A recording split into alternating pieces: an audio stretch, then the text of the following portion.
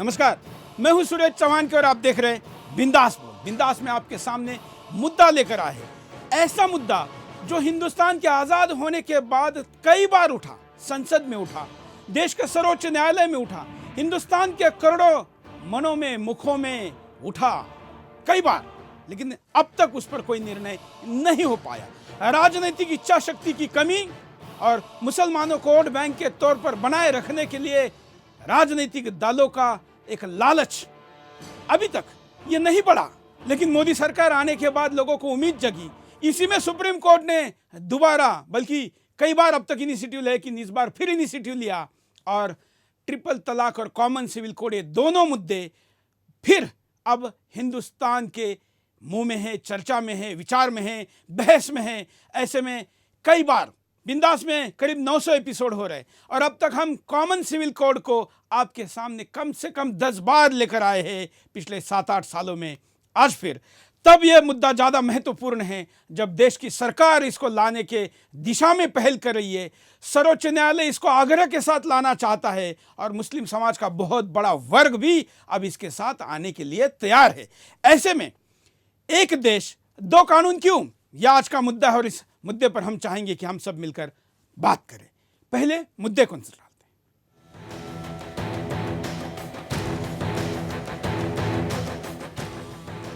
हैं। 3 तलाक के मामले को लेकर एक बार फिर कॉमन सिविल कोड की बहस शुरू हो गई है। कोर्ट ने कुछ समय पहले सरकार से कॉमन सिविल कोड पर राय मांगी। वहीं मुस्लिम पर्सनल लॉ से भी अपनी राय देने को कहा था, लेकिन मुस्लिम पर्सनल लॉ बोर्ड संविधान और कोर्ट के विरोध पर उतर आया। 3 तलाक, बहुविवाह, मुस्लिम महिलाओं का भरण पोषण से मनाही और हलाला जैसी बर्बर परंपराओं पर कोर्ट की संबंधित पक्षों से राय लेने पर ही कट्टरपंथी मुस्लिम नेताओं, मुस्लिम पर्सनल लॉ बोर्ड और ढोंगी सेक्युलर नेताओं ने हाय तौबा शुरू कर दी है। कुछ लोगों ने महिला विरोधी, मुस्लिम विरोधी, मानवता विरोधी और संविधान का विरोध शुरू कर दिया है। मुस्लिम पर्सनल लॉ बोर्ड ने न्यायालय की कार्रवाई का राजनीतिकरण किया है। कुछ लोगों ने तो देश को तोड़ने की धमकी देकर देश को ब्लैकमेल करने का दुस्साहस भी किया है। ये लोग इस्लाम खतरे में है का नारा देकर जिन्ना की तरह मुस्लिम समाज में अलगाव के बीज बो रहे हैं। सेकुलर नेताओं द्वारा कट्टरपंथी मुस्लिम नेताओं का साथ देने से उनके महिला विरोधी और संविधान विरोधी चेहरे का पर्दाफाश हो रहा है। चंद मुस्लिम वोटों के लिए वे अब तक जो राजनीति करते रहे हैं, लेकिन मुस्लिम समाज का कोई उत्थान नहीं किया। मुसलमानों को पिछड़ा रखकर वो अपना उल्लू सीधा कर रहे हैं। वहीं वामपंथियों में प्रगतिशीलता और महिला अधिकारों की रक्षा के लिए खड़ा होने वाला कोई नहीं है। चंद मुस्लिम वोटों के लिए वामपंथी भी मौलानाओं के साथ खड़े होकर मुस्लिम समाज को पिछड़ा बनाए रखना चाहते हैं। समान आचार संहिता पर राय लेने का काम भी लॉ कमीशन द्वारा न्यायालय के अंतर्गत किया जा रहा है। इसके लिए भारत का संविधान स्पष्ट आदेश देता है और कोर्ट कई बार अपने निर्णयों में इसके लिए कह चुका है। संविधान निर्माता डॉक्टर भीमराव अंबेडकर के विचार इस संबंध में क्या थे, ये किसी से छिपे नहीं है। समान आचार संहिता का विरोध कर वे डॉक्टर भीमराव अंबेडकर का अपमान भी कर रहे हैं। वो कह रहे हैं कि केंद्र सरकार हिंदू एजेंडा थोपना चाहती है। अब मुस्लिम समाज को हिंदू कानून मानने पड़ेंगे। वे यह तथ्य क्यों छिपाना चाहते हैं कि ये कार्रवाई न्यायालय के आदेश पर हो रही है? क्या वे यह कहना चाहते हैं कि कोर्ट केंद्र सरकार के इशारे पर काम कर रही है? क्या कुछ लोगों का भारत की न्यायपालिका पर भी विश्वास नहीं है? जैसे ही कोई फैसला इनके खिलाफ आता है, ये इसी प्रकार न्यायपालिका को कटघरे में खड़ा करने का महापाप करते हैं। आतंकी याकूब के मामले में इनके दुष्प्रचार सबके ध्यान में हैं ही। ये मुस्लिम समाज के मन में अविश्वास का निर्माण कर रहे हैं। अब मुस्लिम समाज में भी सुधार की चाह पैदा हो रही है। वे इसे बाधित न करें। ये सुधार मुस्लिम समाज के हित में है। गोवा में पहले से ही समान आचार संहिता है, वहां अभी तक कोई परेशानी नहीं हुई है। तो ऐसे में बाकी प्रदेशों में क्या हो सकती है? जब एक देश है तो एक कानून क्यों नहीं हो सकता? या फिर कानून सिर्फ कुछ लोगों के लिए ही है?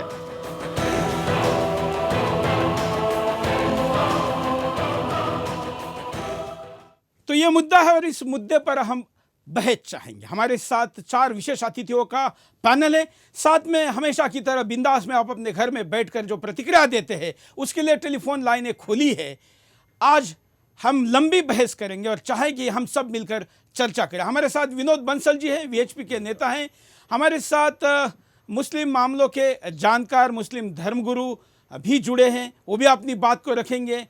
मौलाना जफरुद्दीन कासमी हैं। हमारे साथ एडवोकेट सिराज कुरैशी है और धर्म उपदेशक आर्य समाजी हमारे साथ धर्मवीर आर्यवीर सिंह जी भी है। हम सब मिलकर और तमाम हिंदुस्तानी और देश विदेश में इस वक्त इस शो को लाइव देख रहे लोग फ़ोन करके अपनी बात को रख सकते हैं। हैशटैग चल रहा है एक वन कंट्री वन लॉ। इस पर अगर आप हैशटैग कर अपनी प्रतिक्रिया को देते हैं तो हम उसको भी दिखाएंगे। हमारे तमाम सोशल मीडिया पर आने वाली प्रतिक्रिया को भी दिखाएंगे। शुरुआत करते हैं। पहले हमारे साथ सिराज कुरैशी है, एडवोकेट, ग्वालियर से इस वक्त हमारे साथ लाइव में जुड़े हैं। सिराज जी, कैसे देखते हैं आप इसको? देखिए, जहाँ तक तलाक की बात है और 3 तलाक की बात, हम बात जो एक विषय आ रहा है, समाज में विषय आ रहा है, जहाँ तक मैं समझता हूँ कि वो कहीं ना कहीं बिल्कुल गलत ढंग से इंटरप्रेट करने की बात है। अल्हम्दुलिल्लाह हम लोग मुसलमान हैं, हम कुरान शरीफ को यकीन करते हैं, क्योंकि जो शरिया लॉ है, शरिया लॉ बना कहां से? शरिया लॉ का जो मेन आधार है वो कुरान शरीफ है, हदीसें हैं, सुन्नतें हैं। और सुन्नत और हदीसों में और कुरान शरीफ में कहीं भी उस तरह की बात नहीं आई जिसको मुस्लिम पर्सनल लॉ बोर्ड अपने ढंग से इंटरप्रेट कर रहा है और समाज में गलत बयानी कर रहा है। जिस बात को हमें सोचना पड़ेगा, ये तो लोग जानते भी नहीं कि ये मुस्लिम पर्सनल लॉ बोर्ड ये कोई सरकारी अधिकृत एंटिटी नहीं है।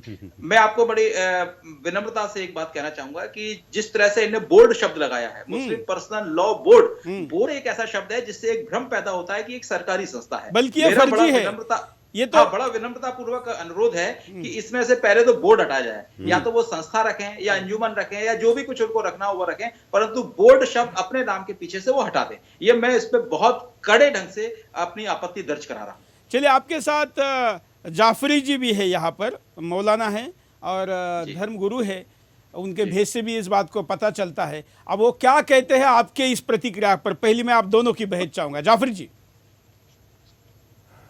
देखिए, जो फ़िलहाल ये मसला चल रहा है 3 तलाक के सिलसिले में कि 3 तलाक को न माना जाए या मज़हब एक होना चाहिए या तमाम, जैसे मज़हब नहीं एक होना चाहिए, कानून एक होना चाहिए। जैसे आपने कहा कि जब मुल्क एक है तो कानून एक होना चाहिए।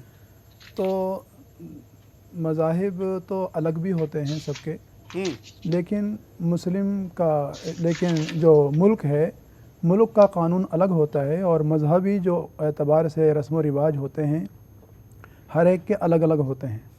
तो उनको मुल्क के कानून से जोड़ना ये बिल्कुल गलत है। मतलब यहाँ के कानूनों को केवल हिंदू फॉलो करे, मुसलमान अपने सुविधा पे तय करे। देखिए, जो भी मुसलमान हैं वो अपने मुसलमान के जो मजहबी रीत रिवाज हैं उसके एतबार से चले, और जो हमारे हिंदू भाई हैं वो अपने धर्म के एतबार से जो उनकी किताबों में लिखा हुआ है उनके एतबार से पालन करें। हमारे सिख भी हैं, ईसाई भाई भी हैं, सब अपने अपने मजहब के एतबार से आज़ाद हैं। और कासमी जी, ऐसा क्यों होता है कि दाढ़ी टोपी लगाने वाले की राय अलग और कुरैशी जैसे एजुकेटेड लोगों की राय अलग? देखिए, राय तो सबकी अलग अलग हो चाहे, लेकिन असल चीज़ ये है कि शरीयत और किताब जो है उसके अंदर भी देखा जाए कि उसमें क्या लिखा हुआ है। ऐसा कुछ नहीं है जो कुरैशी साहब ने कहा है। ये जैसे तो आपका क्या कहना है, कुरैशी साहब झूठ बोल रहे? देखिए, बात ऐसी है, झूठ का हम किसी पर आरोप नहीं लगाएंगे। तो क्या कह रहे हैं वो? तो उनके बोलने को आप क्या कहेंगे? हम ये, या वो अज्ञानी है, ऐसा आपका कहना है? जनाब कुरैशी साहब ने जो बात इरशाद फरमाई है वो ये कहा है कि क्या नाम है, जो मुस्लिम पर्सनल लॉ बोर्ड जिस तरह से इस पर विरोध कर रहा है वो गलत है।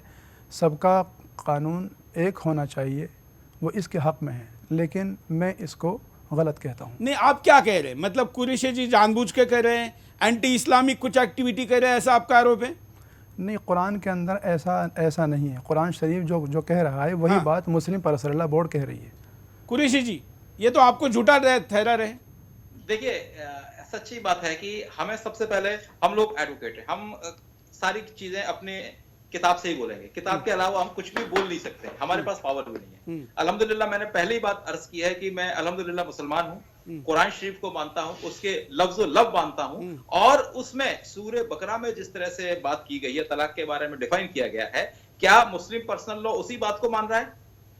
यही बात का मैं विरोध करता हूं कि आप कुरान शरीफ को माने और उसकी लफ्जा लफ्ज माने, परंतु उसको गलत ढंग से इंटरप्रेट अपने फेवर में या अपने फायदे के लिए ना करें। ये मैं बड़े गंभीरता से इस बात को कहना चाहता हूं।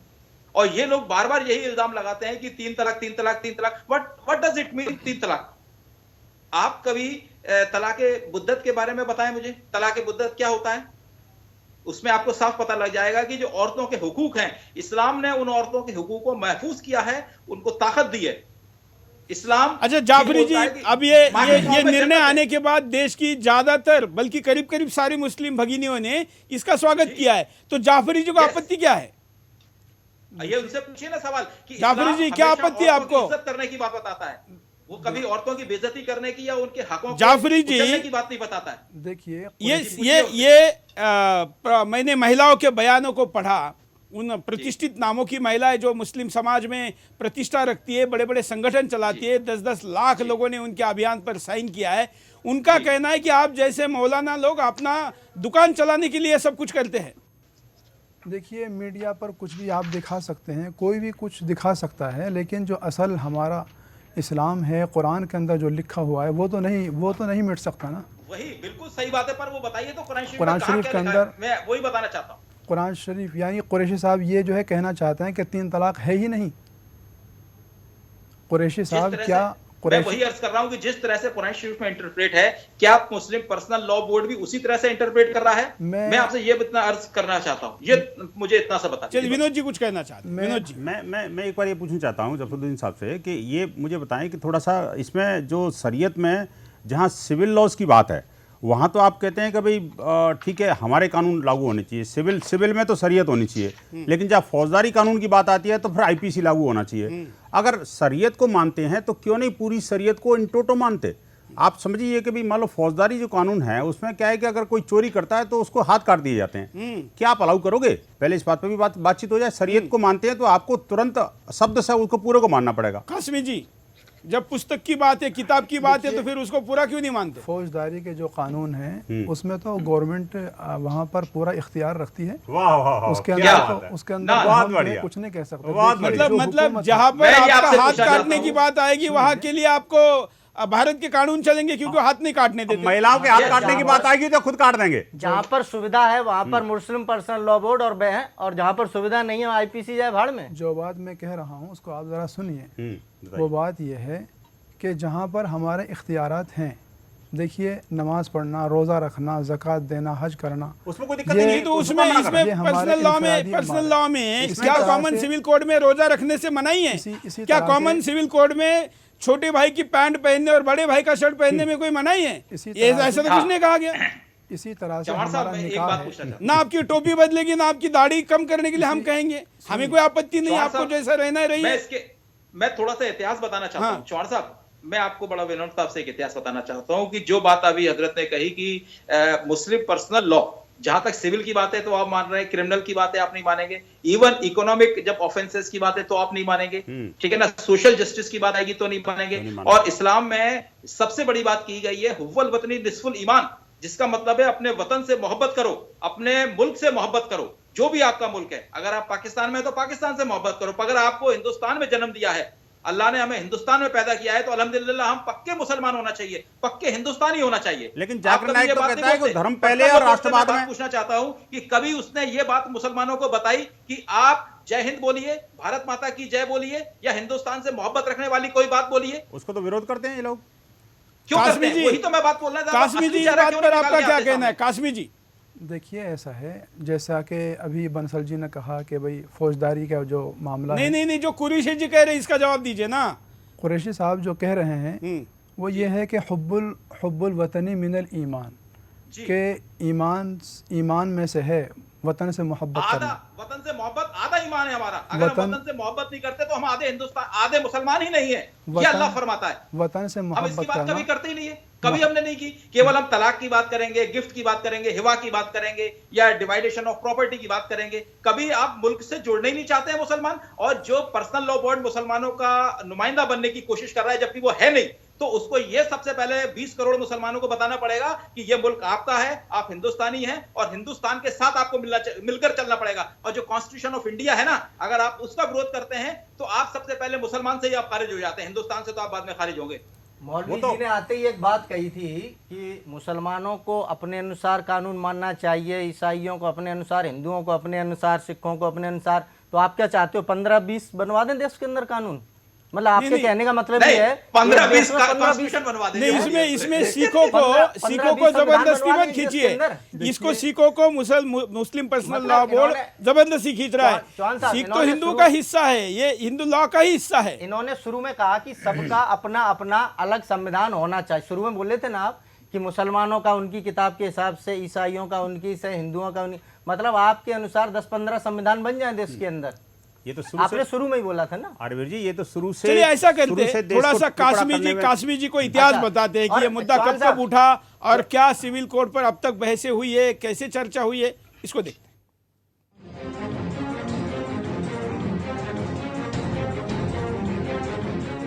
क्या है यूनिफॉर्म सिविल कोड यानी समान नागरिक कानून? समान नागरिक संहिता का अर्थ होता है एक पंथ निरपेक्ष कानून जो सभी धर्मों के लिए समान रूप से लागू होता है। अगर दूसरे शब्दों में कहें तो अलग अलग धर्मों के लिए अलग अलग सिविल कानून ना होना ही समान नागरिक संहिता का मूल भाव है। ये किसी भी धर्म या जाति के सभी कानूनों से ऊपर है। विश्व के सभी आधुनिक देशों में ये कानून है। भारत का संविधान सभी को बराबरी का हक देता है। ऐसे में यूनिफॉर्म सिविल कोड संविधान में हर नागरिक को समान अधिकार देता है। जी हाँ, यूनिफॉर्म सिविल कोड का मतलब देश के हर नागरिक के लिए एक समान कानून है। व्यक्ति स्तर, शादी, तलाक और जमीन जायदाद के बंटवारे और संचालन में सभी धर्मों के लिए एक ही कानून लागू होगा। लेकिन कुछ धर्म के लोग इन मामलों का निपटारा अपने पर्सनल लॉ के तहत करते हैं। ये पहली बार है जब केंद्र सरकार ने कॉमन सिविल कोड पर लॉ कमीशन से इस तरह की पहल की। अगर यूनिफॉर्म सिविल कोड लागू हो जाए तो सभी धर्मों के लिए एक जैसा कानून लागू होगा, यानी शादी, तलाक, गोद लेना और जायदाद के बंटवारे में सबके लिए एक जैसा कानून होगा, फिर चाहे वो किसी भी धर्म का क्यों ना हो। वैसे यूनिफॉर्म सिविल कोड का मामला समय समय पर सुर्खियों में आता रहा। देश में सबसे पहले यूनिफॉर्म सिविल कोड का मामला 1840 में सामने आया। वहीं 1985 में शाहबानो केस के बाद यूनिफॉर्म सिविल कोड एक बार फिर सुर्खियों में आया। सुप्रीम कोर्ट ने बानो के पूर्व पति को गुजारा भत्ता देने का ऑर्डर दिया था। कोर्ट ने अपने फैसले में कहा था कि पर्सनल लॉ में यूनिफॉर्म सिविल कोड लागू होना चाहिए, लेकिन राजीव गांधी ने कोर्ट के फैसले को पलट दिया। राजीव गांधी सरकार ने सुप्रीम कोर्ट के फैसले को पलटने के लिए संसद में विवादास्पद कानून पेश किया। इससे कॉमन सिविल कोड लागू नहीं हो पाया और मुस्लिम महिलाओं को बराबरी का अधिकार नहीं मिल पाया।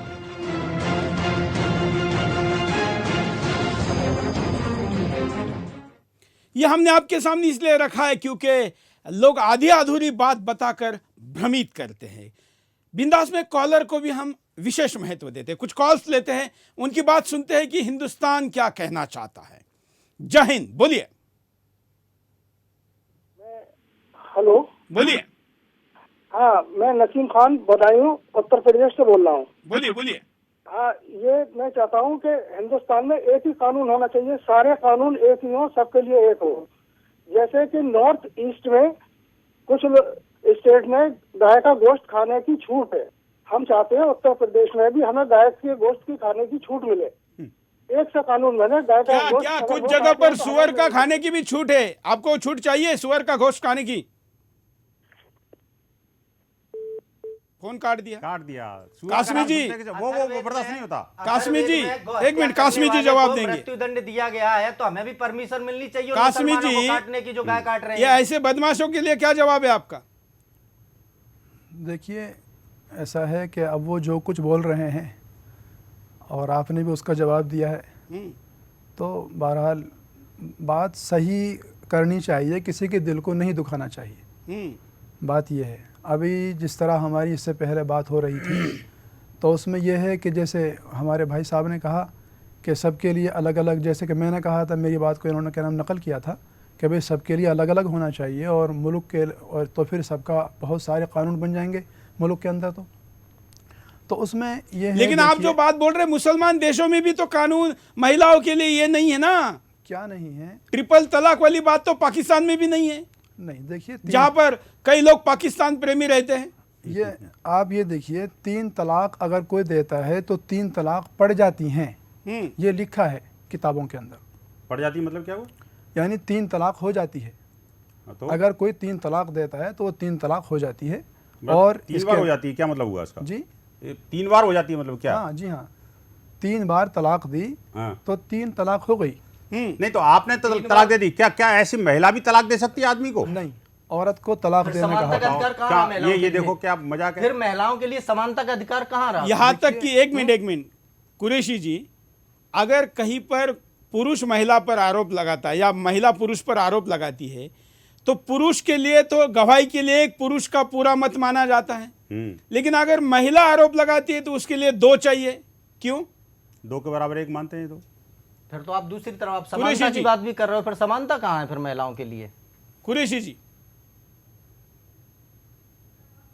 ट्रिपल तलाक की बात जो मुस्लिम पर्सनल लॉ बोर्ड बार बार बोल रहा है, उसको हमें यह समझना पड़ेगा, सबसे पहले इस्लाम को समझना पड़ेगा कि इस्लाम हमेशा से ही औरतों की इज्जत की बात करता है और उनको मुहाफिज करने की बात करता है। ये पर्सनल लॉ बोर्ड, ये तो आप कह रहे हैं ना, पूरा बोर्ड जो अपने आप को पूरा इस्लामिक ठेका लेकर बैठा ऐसा कहता है, वो तो नहीं मानता इस बात को।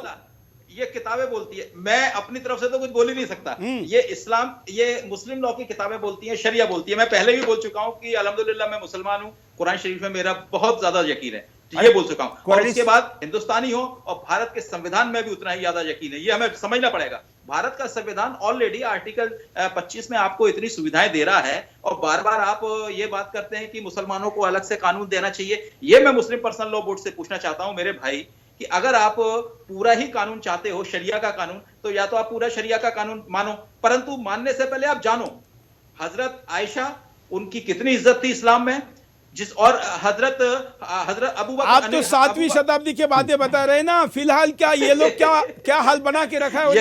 यही तो मजबूरी है, यही तो मजबूरी। अच्छा कुरैशी जी, मेरा एक ब्रेक पर जाते जाते हमारे इमाम थे अबू हनीफा, जो मुसलमानों के इमाम है, जिसको 95% वर्ल्ड में लोग इंडिया में लोग मानते हैं। अबू हनीफा का नाम क्यों पड़ा था? अबू का मतलब होता है अबू और हनीफा का मतलब होता है हनीफा के अब्बू। हनीफा इतनी विद्वान थी कि उनके अब्बू का नाम आज भी लोग नहीं जानते। अरे अब तो महिलाओं को विद्वान बनाने से ही डरते हैं लोग, अब तो महिलाओं को विद्वान बनाने से डरते हैं। कुरैशी साहब, एक कम से कम एक लेटर जो मुस्लिम पर्सनल बोर्ड को और जो कट्टरपंथी मुसलमानों को लिख दो कम से कम यार, वो कम से कम महिलाओं, मेरे भारत की बहनों के साथ। ब्रेक के बाद फिर इसी मुद्दे पर बात करेंगे बिंदास में। इस मुद्दे पर हम चाहते हैं कि लंबी बहस हो, लेकिन आज इस कार्यक्रम में आपकी प्रतिक्रियाओं के साथ एक जगह तक हम पहुंचेंगे, एक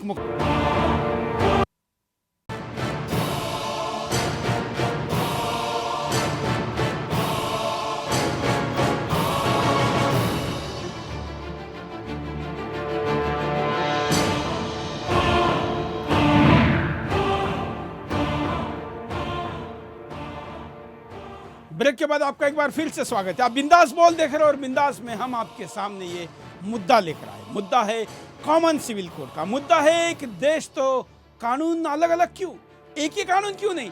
दुनिया के तमाम देशों में ये व्यवस्था है तो हिंदुस्तान में क्यों नहीं? जब धर्म के नाम पर एक दूसरा देश मांग लिया तो फिर दोबारा वही सारी चीजों की जिना वाली मांगे क्यों?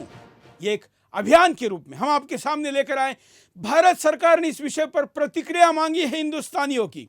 इस विषय पर उनकी क्या राय? भारत सरकार की वेबसाइट पर, ईमेल आईडी पर आप भेज सकते हैं। इसको हम स्क्रीन पर भी चला रहे हैं, हमारे सोशल मीडिया के हैंडल पर भी इसको हम उपलब्ध रखेंगे और हम चाहेंगे कि हिंदुस्तान इस विषय पर अपनी बात को लोगों के सामने रखे। हम आपको कारणों पे पहले नजर डालते हैं, उसके बाद आगे जाते हैं।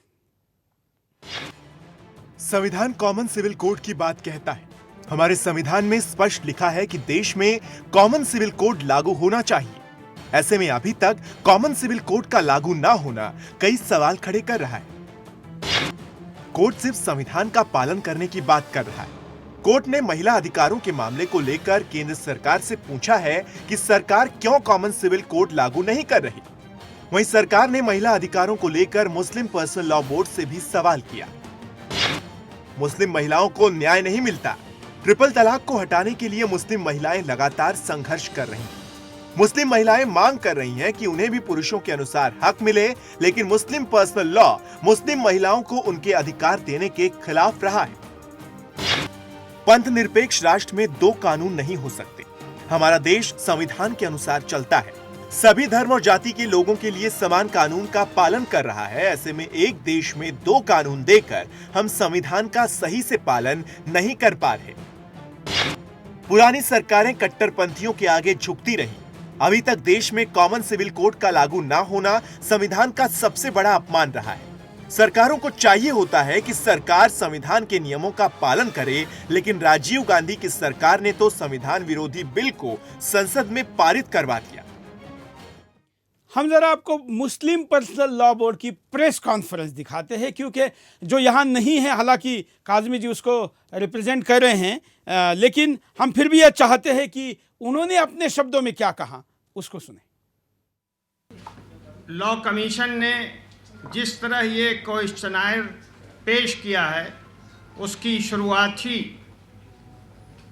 आर्टिकल की डायरेक्टिव प्रिंसिपल 44 से होती है और उसको इस अंदाज से पेश किया है लॉ कमीशन ने कि जिसके नतीजे में सवालात के जवाबात यूनिफॉर्म सिविल कोड के दायरे में आते हैं और जो 16 सवालात उससे मुताल्लिक़ किए गए हैं वो सारे इस अंदाज के हैं कि जिसके नतीजे में मुस्लिम पर यूनिफॉर्म सिविल कोड पूरे तौर पर या उसके कुछ पार्ट को लागू करने का मशवरा हुकूमत को दिया जाए। ये एक तरह की ख़यानत है, धोखाधड़ी है, और हम ये समझते हैं कि लॉ कमीशन एक इंडिपेंडेंट बॉडी की हैसियत से नहीं बल्कि गवर्नमेंट के एक पार्ट की हैसियत से गवर्नमेंट की तरह इल्लीगल कार्रवाई करने में वो आगे बढ़ रहा है। इसलिए हम लोगों ने फ़ैसला किया है, सब लोगों ने, सारी जमातों ने, सारे मसलक वालों ने मिलकर ये फ़ैसला किया है कि हम लोग लॉ कमीशन के इस सवालनामे का बाइकाट करेंगे। और हम लोगों ने तय किया है कि इस सवालनामे का जवाब मुल्क के मुसलमान नहीं देंगे। जहाँ तक ताल्लुक़ यूनिफॉर्म सिविल कोड का है, हम सब लोगों की एक राय है कि यूनिफॉर्म सिविल कोड इस मुल्क के लिए किसी तरह मुनासिब नहीं है। ये मुल्क गंगा जमनी तहजीब का मुल्क है। यहाँ मुख्तलिफ़ मज़हब के मानने वाले रहते हैं, मुख्तलिफ़ तहजीबों के मानने वाले रहते हैं, अलग अलग कल्चर है उनका, अलग अलग रीत रिवाज है। सबों को ख़त्म करके एक कानून में बांधने की कोशिश इंतहाई नामुनासिब हरकत है। हम और आप और सारे लोग इस मुल्क में एक एग्रीमेंट के तहत रह रहे हैं और वो एग्रीमेंट हमारा आपका कॉन्स्टिट्यूशन के ज़रिए से है। कॉन्स्टिट्यूशन ने हम सब लोगों को अपने मज़हब की बुनियाद पर जीने, प्रैक्टिस करने, रस्म व रिवाज को कायम रखने की गारंटी दी है। अगर उस गारंटी के साथ छेड़छाड़ की जाएगी तो इसका मतलब यह है कि गवर्नमेंट और लॉ कमीशन उस एग्रीमेंट के ख़िलाफ़ कर रही है जो एग्रीमेंट भारत के हर एक नागरिक का भारत के साथ है। मैं कुरैशी जी के पास सबसे पहले चलता हूं, घोर आपत्ति दर्ज करता हूं। ये जो भी दाढ़ी वाले बोल रहे थे, हम इस देश में कॉन्ट्रैक्ट के तहत रह रहे, शर्म आनी चाहिए, लज्जा आनी चाहिए। एक और बात है कुरैशी जी, इन्होंने एक बात और कही कि गवर्नमेंट की तरह एक मिनट जरा, कुरैशी जी इस पे इसकी प्रतिक्रिया लेते हैं।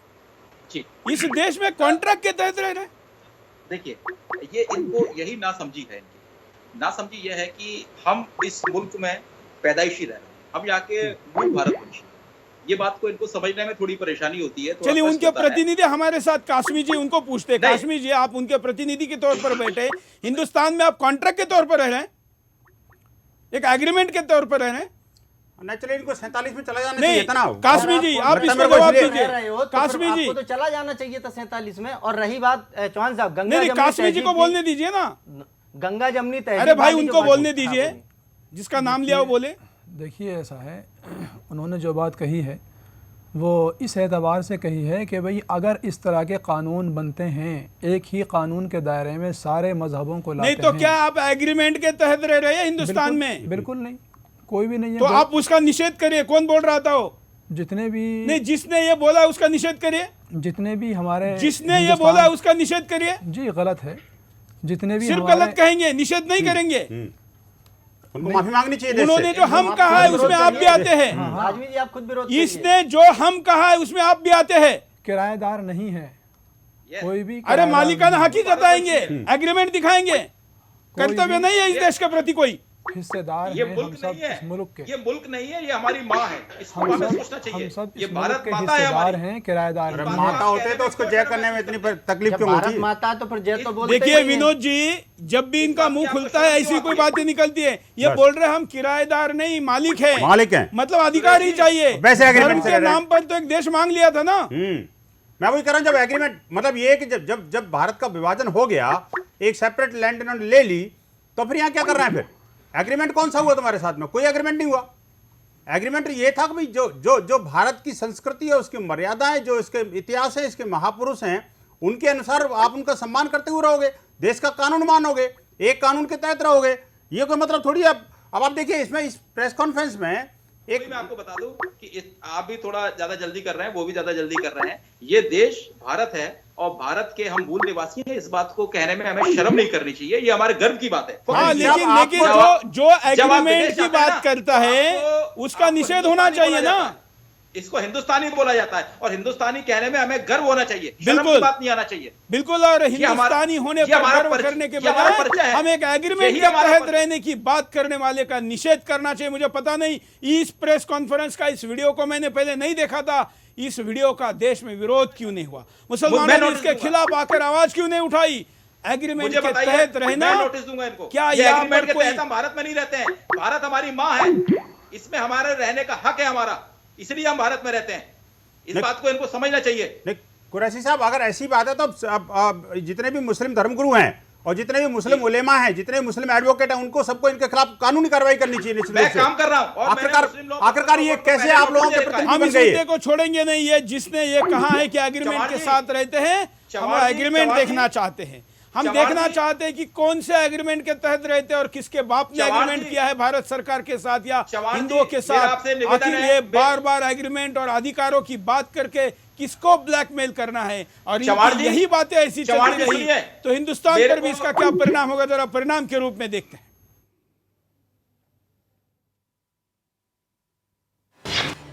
देश में समान नागरिक संहिता लागू नहीं हो पाएगी। जिस तरह से कुछ लोग धर्म पर हमले का डर दिखा रहे हैं, वो देश के लिए शर्म की बात है।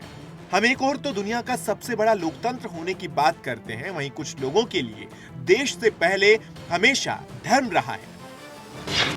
आधुनिक समाज में भी हम महिलाओं को बराबर का अधिकार नहीं दे पाएंगे। आज हम आधुनिक होने की बात करते हैं, लेकिन आज भी हमारी कुछ महिलाएं अपने अधिकारों के लिए लड़ रही हैं। महिलाओं को हमारे संविधान में बराबर का हक है, लेकिन कुछ कट्टरपंथियों की वजह से आज हम नारी को बराबर का हक नहीं दे पाए। देश के लिए इससे बड़ी शर्म की बात नहीं हो सकती। संविधान निर्माताओं का अपमान करते रहेंगे कुछ लोग। डॉक्टर भीमराव अंबेडकर जल्द से जल्द देश में कॉमन सिविल कोड लागू करना चाहते थे, लेकिन कुछ राजनीतिक स्वार्थों की वजह से देश में कॉमन सिविल कोड लागू नहीं हो पाया। कुछ राजनीतिक पार्टियां देश में वोट बैंक की राजनीति करती रही। वोट बैंक की राजनीति में संविधान पीछे छूटता रहा। राजीव गांधी ने तो बहुमत का गलत फायदा उठाकर मुस्लिम महिलाओं को उनके अधिकार से वंचित कर दिया। बुजुर्ग शाहबानों को मरने के लिए छोड़ दिया। जैसे शाहबानों के पति ने बूढ़ी महिला को घर से निकाल दिया, वैसे ही राजीव गांधी की सरकार ने संसद में अपने बहुमत का फायदा उठाकर बूढ़ी महिला को बेघर कर दिया। न्यायपालिका और संविधान के विरोध की आवाज बुलंद हो जाएगी। न्यायपालिका का विरोध करना अब लोगों की नीयत बनता जा रहा है। कुछ लोग जहां रह रहे हैं वहीं के कानून को नहीं मानते, क्योंकि ऐसे लोग कानून के राज में जीना नहीं चाहते। ये परिणाम भुगतने हैं तो चुप बैठ जाइए, और अगर देश को बचाना है तो आवाज उठाइए। इस्लाम खतरे में है, ये नारा देकर अगर देश को कोई आह्वान दे रहा है, चैलेंज दे रहा है, धमकी दे रहा है, तो उसकी इस धमकी को गंभीरता के साथ लेकर उसका जवाब देना चाहिए। हमारे साथ मौलाना कासमी जुड़े हैं। मौलाना कासमी जी, तमाम बयान देख रहा हूं, कहा जा रहा है कि परिणाम भुगतने पड़ेंगे। क्या परिणाम है, जरा लिस्ट बताइए। परिणाम के माना जैसे आपका ओवैसी कहता है कि अगर कॉमन सिविल कोड की बात करोगे तो परिणाम भुगतने पड़ेंगे। अंजाम, परिणाम का मतलब अंजाम, अंजाम बताइए। हाँ, अंजाम बताइए। नहीं, देखिए ऐसा है, ये तो जैसे हमारी गवर्नमेंट ये चाहती है कि सबको एक ही कानून के अंदर रखा जाए। कोर्ट चाहता है, इस देश के कोर्ट को मानते हैं कि नहीं आप? नहीं, संविधान चाहता है। देखिए ऐसा है, जिस तरह से ये बात लाई जा रही है कि एक कानून होना चाहिए मुल्क का, ठीक है, चाहे वो सिख हो, चाहे वो ईसाई हो, चाहे वो मुसलमान हो, चाहे वो हिंदू भाई हो, कोई भी हो, सबका एक ही कानून होना चाहिए। तो इसका अंजाम भी तो अच्छा नहीं होगा ना। क्या अच्छा होगा, क्या बुरा होगा? क्या होगा? अंजाम अच्छा ना होने का मतलब ये है कि जैसे हमारा कुरान है, हम अपने कुरान पर अमल करते हैं, तो फिर वो तो एक जबरदस्ती वाली बात हो जाएगी ना। नहीं, मुझे भैया संविधान पहले है या कुरान पहले है? विनोद जी, क्या करेंगे आप? कानून बना दिया सरकार ने, क्या करेंगे? कानून अगर गवर्नमेंट बना देती है, ठीक है, तो हम ना तो लड़ेंगे, ना झगड़ेंगे, ना हम ईंट पत्थर उठाएंगे, क्योंकि हमारे अंदर ताकत नहीं है। और दूसरी बात यह है कि ये ऐसा काम होना भी नहीं चाहिए, लड़ाई झगड़े का। अगर गवर्नमेंट ऐसा कानून बना देती है, हो रहा है, अगर गवर्नमेंट इस तरह का कानून बनाती है तो हम क्या करेंगे? हम तो सिर्फ विरोध कर सकते हैं कि भाई ऐसा कानून नहीं बनाना चाहिए। ओवैसी बोलता है कि जंग होगी। नहीं, देखिए ऐसा है, जंग तो ये सब चीज़ें जो हैं अच्छी चीज़ नहीं है। फितना नहीं तो क्या आप ओवैसी के इस बात का निषेध करते हैं? देखिए, फितना फसाद की बातें अच्छी नहीं क्या होती। आप ओवैसी के इस बात का निषेध नहीं करेंगे? हाँ, बिल्कुल करेंगे।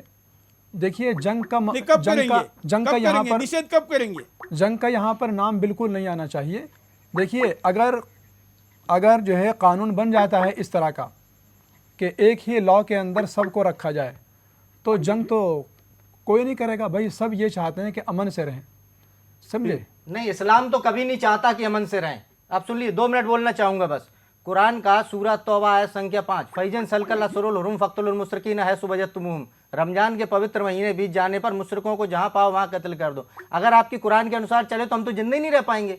आपकी कुरान कह रही है मैं कत्ल करने के लिए, नहीं कह रही है। कुरान का सूरह तौबा आयत संख्या 5। कंफ्यूज नहीं करें। 1-2 आयत पढ़ के मैं आपसे बड़ा विनम्रता पूर्वक निवेदन करता हूं कि नहीं, कुरैशी जी जरा ये सवाल इनको देने दीजिए ना, कासमी जी को इसका जवाब। मैं प्लीज एडवोकेट जी, मेरी इनसे एक बात कर लीजिए। आपने कहा कि इस्लाम के अनुसार, मैंने कहा इस्लाम के अनुसार तो हिंदू जीवित ही नहीं रह पाएगा। मैं अल्लाह को नहीं मानता। कुरान आदेश दे रही है, 2 मिनट सुनिए। कुरान बिल्कुल कुरान आदेश दे रही है मुशरिकों को कत्ल करने की, नहीं दे रही है। मैं अल्लाह को नहीं मानता हूँ, मैं कत्ल करोगे क्या?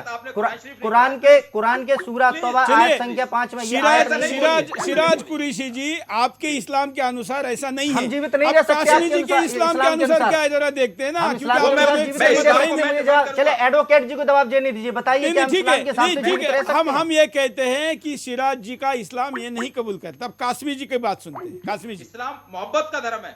नहीं, इस्लाम मोहब्बत का धर्म नहीं है। अरे भाई, अभी कासमी जी का जवाब। धर्म गुरु आप तीनों नहीं हो, एक ही धर्म गुरु यहाँ बैठा है, उनको बोलने दीजिए ना। आपने जिस तरह बात कही है कि इस्लाम अमन नहीं चाहता, फसाद चाहता है, लड़ाई चाहता है, और जैसा आपने कुरान शरीफ की आयत पढ़ी है, फ़ैज़न सलखल अशहुरुल हुरुम फ़क़्तुलुल मुशरिकीन हैसु वजदतमुहुम, तो ये देखिए, किसी आयत को कहीं दूसरी जगह पर फिट कर देना ये अच्छी चीज़ है। बताइए कहाँ फिट हो रही है, ठीक है ना? बताइए इसका सही इंटरप्रिटेशन बताओ ना। एक मिनट बताइए कहाँ फिट हो रही है। देखिए, कुरान शरीफ के अंदर ये चीज़ जो है, एक तो ये है कि जो हुक्म दिया गया इस चीज़ का, ये उस मौके पर दिया गया है कि जब कुफ़ार और मुशरिकीन ने मुसलमानों को बहुत ज़्यादा परेशान किया। एक मिनट बस, काफिरों को काफिर के लिए आप काफिर को क्या मानते हो? सुनिए, गैर मुसलमान को काफिर मानते हो? पहले बता दो, उसी में जवाब है। जी, काफिर मतलब बता दो, बस एक बार काफिर का मतलब बता दो। कुफ़ार और मुशरिकीन, काफिर का मतलब जो अल्लाह को ना माने, मानते इस बात को? जो अल्लाह को, देखिए सुनिए, काफिर के माने ईश्वर में जिसका जो यकीन अल्लाह ना का हो। इनकार करे। ना ईश्वर अल्लाह एक तो है ही नहीं। किसने कह दी ईश्वर अल्लाह ईश्वर एक? में यकीन ना करे जो हिंदू अल्लाह- काफिर नहीं होता, देखिए- हिंदू काफिर नहीं है। ना इस्लाम तो मान रहा है, इस्लाम तो मान रहा है। देखिए ऐसा है, हिंदू जो तो बहुत डरने वाला है। गैर मुसलमानों को इस्लाम में काफिर माना गया है। इस्लाम, आप एक बार, इस्लाम ने नहीं, मोमिन उनको और जवाब काफिर दीजिए दो भागों ना। में बांटी है धरती। अरे भाई, धर्म मोमिन और गुरु को काफिर में जवाब बांटी है देने ना। दीजिए। आप मुझे ये बता दीजिए वकील आयत साहब, कहाँ ये फिट हो रही आपका है? विषय नहीं चौहान है, साहब, उनको जवाब देने दीजिए। चौहान साहब, बस ये आयत कहाँ फिट हो रही है बता दो मुझे। देखिए ऐसा है, काफिर जितने हैं और मुशरिक, वो सब गैर मुस्लिम के अंदर शामिल होते हैं। ठीक है, जैसे हम ये बंसल साहब काफिर ही है। बात देखिए ऐसा है, हमेशा जब भी कोई बात ऐसी चौहान साहब भी काफिर बिगड़ती ही है हैं, हाँ। आपस में, वो जब ही होती है कि जब अधूरी बातें होती हैं। हाँ, पूरी सुनना चाह रहे हैं। पूरी बात जब होती है तब जाके मामला सही बैठता है नहीं, शायद का और अर्थ बात बताइए, भी- मैं सुनना चाह रहा हूँ, बात भी सुनना सही- चाह रहा हूँ। हाँ, पूरी। बात भी सही तरह से उसके क्या नाम है समझ में आती है। आप बताइए ना सही से। ये जो है उस मौके पर ये आयत आई थी कि जिस वक्त में कुफ़ार और मुशरिकीन यानी कि मक्का के जो काफिर थे उस वक्त तक मुसलमान नहीं हुए थे, और वो बराबर हमारे मोहम्मद सल्लल्लाहु अलैहि वसल्लम और हमारे मोहम्मद सल्लल्लाहु अलैहि वसल्लम के सहाबाए किराम के ख़िलाफ़ बरसरे पैकार रहते थे। और जंगें भी हुई हैं, जंग बदर है, जंग उहुद है, खंदक है। और ये भी मैं आपको बताता चलूँ कि जितनी भी जंगें हुई हैं वो मदीना के आसपास में हुई हैं। बस ठीक है, नहीं, आप इस कुरान, अच्छा ठीक है, मान लिया उस समय के लिए थी, यही कहना चाह रहे हैं ना नहीं, आप? ये कहना चाह रहे हो मेरी जरा सी ऐसे तो बात- पूरा समय नहीं, मेरी सुन लिए, आप ये कहना चाह रहे हो, मैं समझ गया, आप ये कहना चाह रहे हो कि ये आयत उस समय के लिए थी, यही तो कहना चाह उस रहे हो समय के लिए ना? नहीं आज थी। के लिए लागू नहीं है ये आयत? देखिए ऐसा बस ये तो बता दो, आज के लिए लागू नहीं है, हाँ या ना?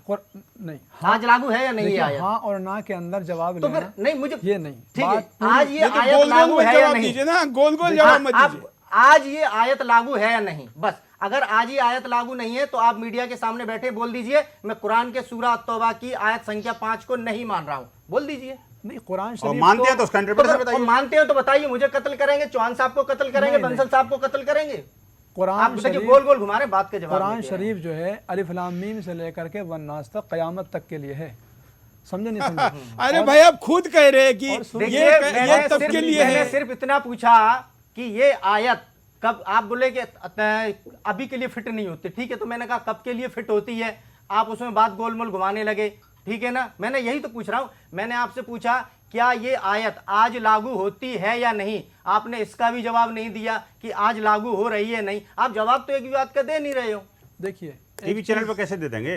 ये नहीं और सुनिए, मैंने बात एक और सुनिए। सवाल किया कि अगर आप नहीं मानते हो इस आयत को, अगर आप जैसे आर्य समाजी पुराणों को नहीं मानते, सार्वजनिक रूप से कहते हैं मीडिया के सामने, यदि आप इस आयत को नहीं मानते हो तो बोल दो ना, आप कैमरा के सामने हो। सुनो, बात सुनो। कुरान करीम की ये आयत, कुरान करीम की ये आयत जो है ये उस वक्त है कि जब के कोई हद से ज़्यादा जुल्म करे। फिर वही बात, आज लागू नहीं हो रही है कि बस मुझे ये बता दो। सुनिए, हद से ज़्यादा जुल्म करे उसके लिए है, जो जुल्म नहीं करता उसके लिए नहीं है। नहीं तो क्या मतलब सारे काफिर जो है जुल्म करते हैं?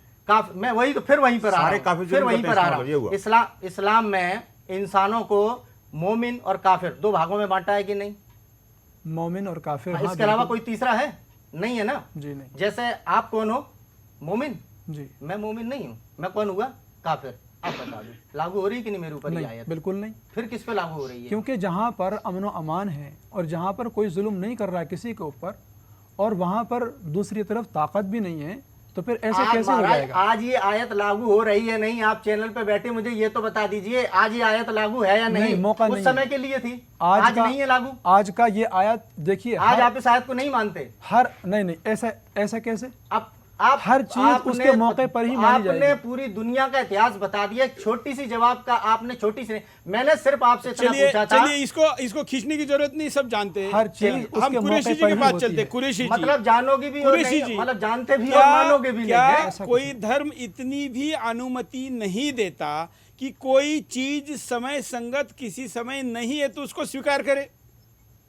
देखिए, आपको इसके लिए मैं बार बार वही बात कर रहा हूं। देखिए, इस्लाम जो है इसका इंटरप्रिटेशन आज के मौलवियों ने और उलेमाओं ने कैसे निकाला है, उसके लिए हम सारे मुसलमान शर्मिंदा हो जाते हैं। एक बात तो ये ध्यान में रखना की पड़ेगी, ठीक है ना? और इस्लाम इनके जागीर नहीं है, ये भी ध्यान में रखना पड़ेगा, ठीक है ना? किनकी? ये जो अपनी बागीर बताते हैं और ये मुस्लिम पर्सनल लॉ बोर्ड या तमाम तरह के उलेमा, ये भी नहीं है। इसकी तफसील पढ़ना पड़ती है। हम जैसे मुसलमान भी हैं, हम पूरे देश में घूमते हैं, सारे लोगों से हमारे संबंध हैं। इस्लाम लेकिन कुरैशी जी, ये तो आपको पूरा मुसलमान नहीं मानते ना।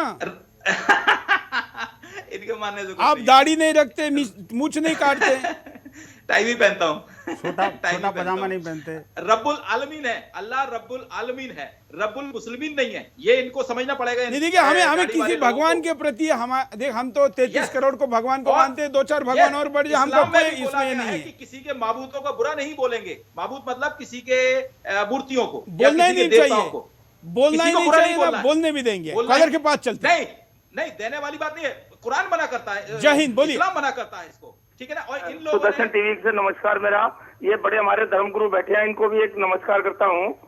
जब ये हमारे आज बहन बेटियों को जब इज्जत की आती है, शादी करते हैं, जब ये आज इतने बड़े गुरु बैठे हैं, इस छोटी सी बात को इतना बड़ा तूल क्यों दे रहे हैं? जब इतनी बात है तो तूल देने का नहीं है ना। इनको सबको सम्मान देते हैं तो सम्मान मिलना चाहिए ना। हम किसी भी बच्ची को आज तलाक हो जाता है, उनके बड़ों बुजुर्गों से पूछो तो क्या बेइज्जती है। जब हम शादी खुश होकर करते हैं तो आज इतने धर्मगुरु ये कहते क्यों नहीं फैसला देते कि ये नहीं होना चाहिए बिल्कुल भी ऐसा। अगर ऐसा होता तो हमें सब बिल्कुल हिंदुस्तान है, हिंदुस्तान में सबको मिलकर एक ही कर्म करना चाहिए कि अच्छा कार्य हो, किसी के लिए ऐसा कार्य ना हो जिसको दुविधा है, किसी परिवार को या किसी कौम को, किसी से नहीं है। हमारा एक ही कर्म है, हम हिंदुस्तानी। धन्यवाद। मुझे एक सवाल बड़ा बार बार ये आता है, कासमी जी से मैं पूछना चाहता हूँ, एक मुस्लिम धर्मगुरु के नाते।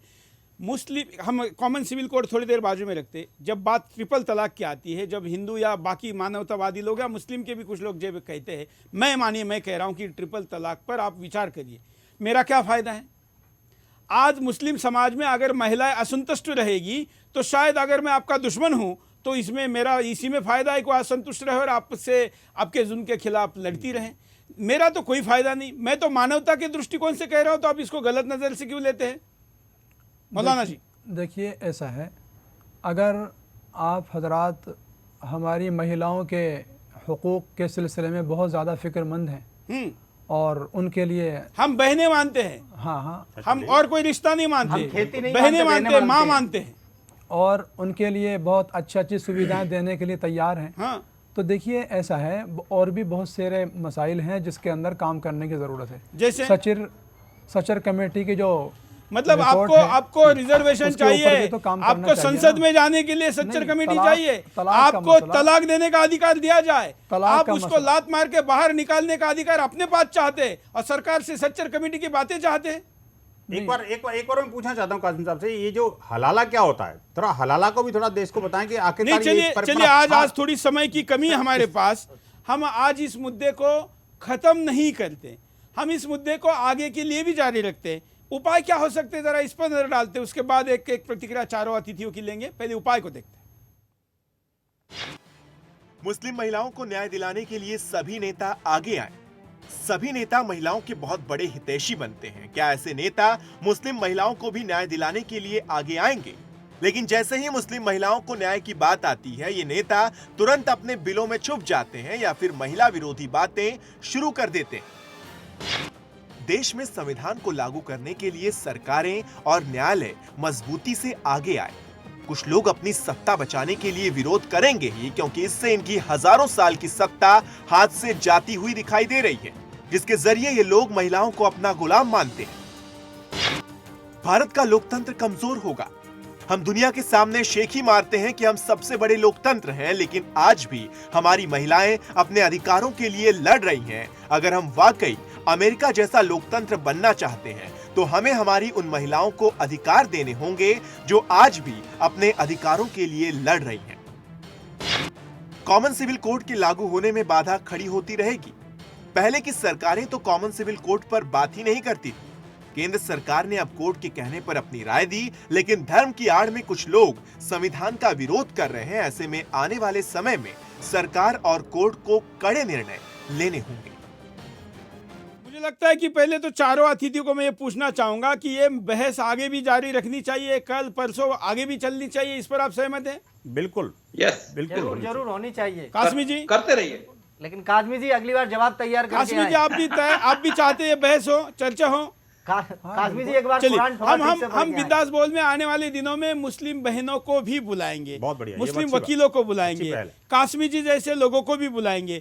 हम इसके जितने स्टेक होल्डर है, जो विभिन्न घटक है, उन सबको बुलाएंगे। इस चर्चा को रोज आपके सामने लेकर आते रहेंगे, चलाते रहेंगे। हम चाहते हैं कि हमारे मुस्लिम बहनों के लिए कोई न्याय अधिकारों की बात जब आगे बढ़ी है तो हमारे जैसे भाइयों ने आगे आकर इस पर बढ़ चढ़कर हिस्सा लेना चाहिए। आप किसी भी विषय पर असहमत हो सकते हैं, लेकिन हम उनको अगर बहन मान के उनके लिए कोई न्याय अधिकारों की बात करते हैं तो इसके खिलाफ आप नहीं बोल सकते। मैं चारों अतिथियों का आभारी हूं कि आपने आज के कार्यक्रम में समय दिया। आगे के कार्यक्रम में भी मैं आपका समय चाहूंगा और देश के तमाम उन बुद्धिजीवियों को भी आह्वान करता हूं कि जो इस विषय पर चर्चा चाहते हैं वो साथ आए, सामने आए, हम सब मिलकर बात करें और किसी अच्छे निर्णय तक पहुंचे। कृपा करके इसको धर्म का मसला मत बनाइए, इसको किसी धर्म के खिलाफ अभियान मत समझिए। इस देश का हर व्यक्ति जो इस देश में रहता है, अपने आप को अगर हिंदू सनातनी मानता है तो मैं दावा करता हूं कि वो किसी भी धर्म के खिलाफ कभी हो ही नहीं सकता। बिंदास बोल में आज के लिए इतना ही। जय हिंद।